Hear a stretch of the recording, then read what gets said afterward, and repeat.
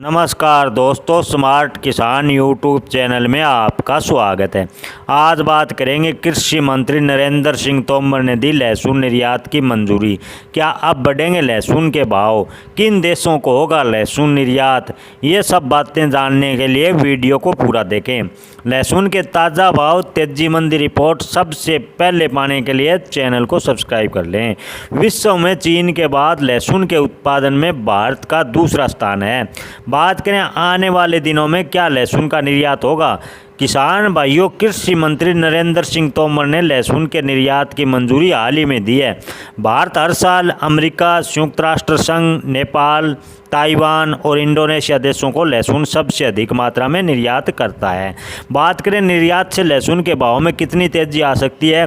लहसुन का निर्यात तो खुल गया, लेकिन बाज़ारों को कई समस्याओं का सामना करना पड़ रहा है।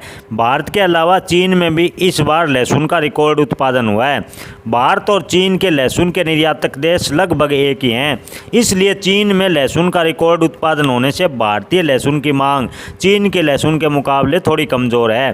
चीन और भारत लहसुन अंतर्राष्ट्रीय स्तर पर आपसी टक्कर में है।